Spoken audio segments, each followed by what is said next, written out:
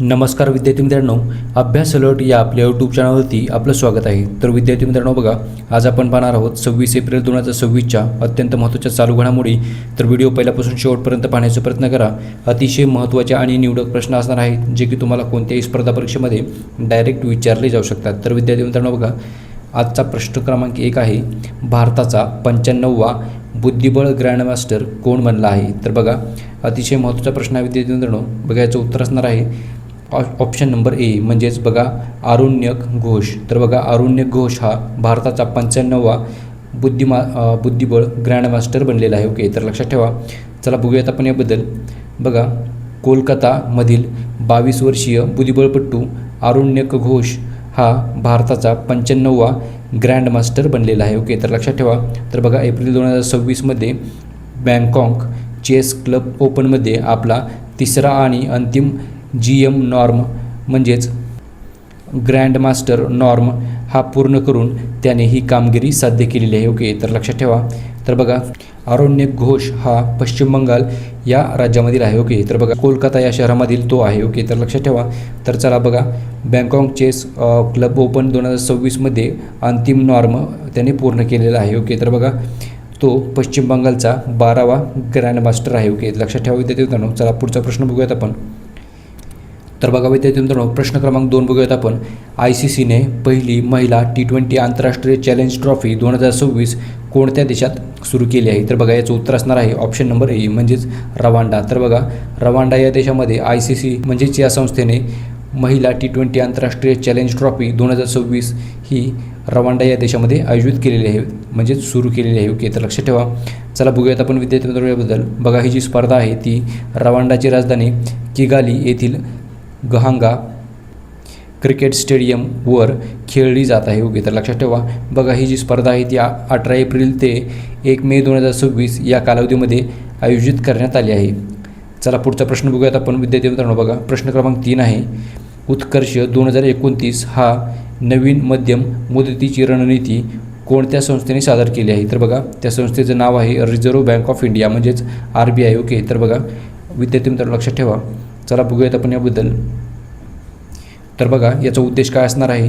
तर रिझर्व्ह बँकेची कार्यक्षमता वाढवणे, डिजिटल पेमेंट सुरक्षित करणे आणि देशाची आर्थिक स्थिरता अधिक मजबूत करणे हे या आराखड्याचे मुख्य उद्दिष्ट आहे. तर बघा, ही जी रणनीती आहे ती 2026 ते 2029 या 3 वर्षाच्या कालावधीसाठी आखण्यात आलेली आहे. ओके, तर लक्षात ठेवा. चला पुढचा प्रश्न बघूयात आपण. प्रश्न क्रमांक 4 आहे. बघा, भारतातील कोणते राज्य परकीय गुंतवणूक म्हणजेच फॉरेन डायरेक्ट इन्व्हेस्टमेंट FDI मध्ये पहिल्या क्रमांकावर आले आहे? तर बघा विद्यार्थी मित्रांनो, याचं उत्तर असणार आहे ऑप्शन नंबर बी, म्हणजेच महाराष्ट्र. तर बघा, आपले महाराष्ट्र हे राज्य भारतातील पहिले परकीय गुंतवणूक म्हणजेच FDI मध्ये पहिल्या क्रमांकावर आलेले आहे. ओके, तर लक्षात ठेवा. प्रश्न महत्त्वाचा विद्यार्थी मित्रांनो. महाराष्ट्राची राजधानी आहे बघा मुंबई. महाराष्ट्राचे मुख्यमंत्री आहेत देवेंद्र फडणवीस आणि उपमुख्यमंत्री आहेत सुनेत्रा पवार आणि एकनाथ शिंदे. तर लक्षात ठेवा. महाराष्ट्राचे राज्यपाल आहेत बघा जिष्णू देव वर्मा. चला तर विद्यार्थी मित्रांनो बघा, प्रश्न क्रमांक 5 आहे, भारताच्या अध्यक्षतेखाली ब्रिक्स ॲकॅडमिक फोरमची पहिली बैठक कोणत्या शहरामध्ये आयोजित झाली? तर बघा, याचं उत्तर असणार आहे ऑप्शन नंबर ए, म्हणजेच नवी दिल्ली. तर बघा, नवी दिल्लीमध्ये भारताच्या अध्यक्षतेखाली ब्रिक्स ॲकॅडमिक फोरमची पहिली बैठक आयोजित झालेली आहे. ओके, तर लक्षात ठेवा. 2026चे म्हणजेच यावर्षीचे ब्रिक्सचे अध्यक्षपद जे आहे ते भारताकडे आहे. ओके, तर लक्षात ठेवा. चला विद्यार्थी मित्रांनो बघूयात आपण याबद्दल. तर बघा, याचा उद्देश काय आहे? तर बघा, या परिषदेचा उद्देश म्हणजे ब्रिक्स देशांमधील धोरणकर्ते आणि शिक्षणतज्ज्ञांचा म्हणजेच शिक्षणतज्ज्ञांना एकत्र आणून आर्थिक सहकार्य, जागतिक आव्हाने आणि भारताच्या अध्यक्षतेखालील रेझिलियन्स, इनोव्हेशन म्हणजेच कोऑपरेशन आणि सस्टेनेबिलिटी या विषयांवर चर्चा करणे हा या फोरमचा मुख्य उद्देश आहे. ओके, तर लक्षात ठेवा. चला पुढचा प्रश्न बघूयात आपण विद्यार्थी मित्रांनो. बघा, प्रश्न क्रमांक 6 आहे. बघा, ओमेगा बॉल हा भारतातील पहिला 3 संघीय फुटबॉल फॉरमचा खेळ कोणत्या संस्थेने सुरू केला आहे? तर बघा, ओमेगा फॉरम हा जो भारतातील पहिला 3 संघीय फुटबॉल फॉरमचा जो खेळ आहे तो सुरू केलेला आहे IIT मद्रास या संस्थेने. ओके, तर लक्षात ठेवा. चला विद्यार्थी मित्रांनो बघा, पुढचा प्रश्न बघूयात आपण. चला विद्यार्थी मित्रांनो बघा, प्रश्न क्रमांक 7 आहे बघा आजचा. आशिया खंडासाठी गोल्डमन पर्यावरण पुरस्कार 2026 नुकताच कोणाला प्रदान करण्यात आला आहे? तर बघा याचं उत्तर असणार आहे ऑप्शन नंबर डी म्हणजेच बोरिम किम. तर बघा बोरिम किम या महिलेला आशिया खंडासाठी गोल्डमन पर्यावरण पुरस्कार 2026चा म्हणजेच यावर्षीचा प्रदान करण्यात आलेला आहे. ओके, तर लक्षात ठेवा विद्यार्थी मित्रांनो, प्रश्न महत्त्वाचा आहे. तर एकूण 6 महिलांना हा जो पुरस्कार आहे तो देण्यात आलेला आहे.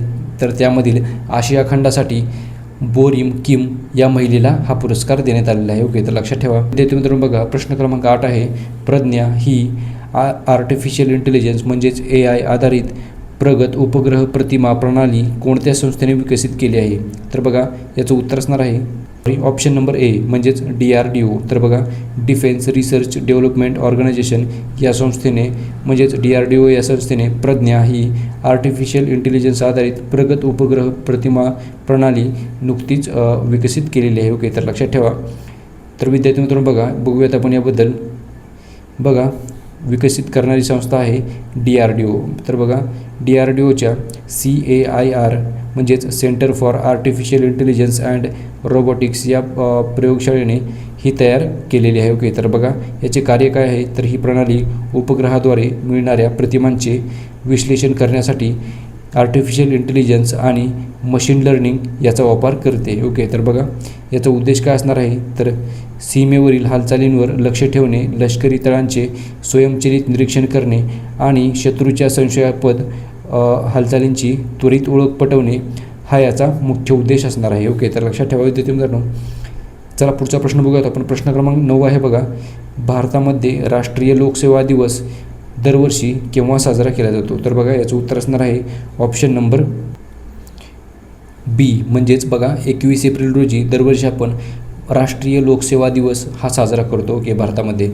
तर लक्षात ठेवा विद्यार्थी मित्रांनो. बघा चला पुढचा प्रश्न बघूयात आपण. प्रश्न क्रमांक 10 आहे. बघा विद्यार्थी मित्रांनो, युरोपियन गर्ल्स मॅथमॅटिकल ऑलिम्पियाड 2026मध्ये भारताचे पहिले सुवर्णपदक कोणत्या खेळाडूंनी जिंकले आहे? तर बघा याचं उत्तर असणार आहे श्रेया शांतनू मुंधाडा. ओके, तर बघा ऑप्शन नंबर ए याचं उत्तर असणार आहे श्रेया शांतनू मुंधाडा यांनी युरोपियन गर्ल्स मॅथमॅटिकल ऑलिम्पियाड 2026मध्ये भारताचे पहिले सुवर्णपदक जिंकलेले आहे. ओके, तर लक्षात ठेवा विद्यार्थी मित्रांनो.